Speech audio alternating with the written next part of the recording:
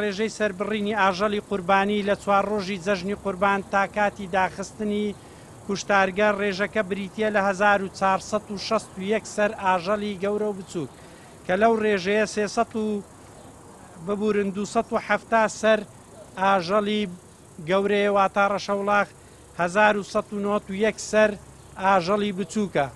هەمان ڕێژەی پارساڵ 201 سەر ئاژەڵی گەورە بوو 672 سەر ئاژەڵی بچووک بوو.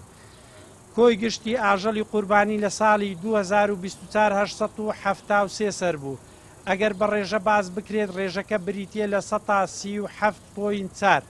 ئەو ڕێژەیە تەنها ئاماری سەربڕینە لە ناو کوشتارگە. بە دڵنیاییەوە ڕێژەیەکیش لە دەرەوە سەربڕدراوە، ڕێژەیەکیش لەسەر کوچە و کۆڵانەکان بە تاکید لە شەقامە گشتیەکانیش سەربڕاوە.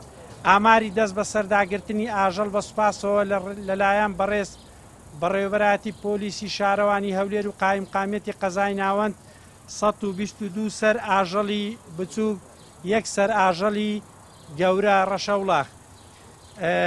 ئاماری ڕەتکردنەوەی ئاژەڵ بە زیندوی لە 4 ڕۆژی جەژنی قوربان 9 سەر ئاژەڵی بچووک، 2 سەر ئاژەڵی گەورە. ئاماری ڕەتکردنەوەی پشکنینیەکانی دوای سەربڕین 2279 کیلۆگرام لەو ڕێژەیە کە سەربڕدراوە ڕەت کراوەتەوە لەلایەن پزیشکانی ڤێتێرنەریەوە لەژێر چاودێری لێژنەی ئەوان لە 1200 پلەی سیلیزی لە سوتێنەری کوشتارگە لە ناو براوە.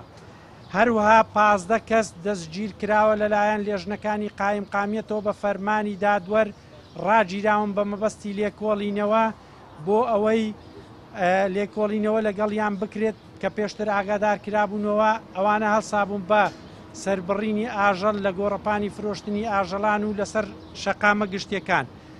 بریندار بوون تەنها 2 کەسمان بریندار بوو، یەکێکیان کارمەندی خۆمان بوو، یەکێکیان یەک لە برا قەسەبەکانی هەر خۆمان بوو.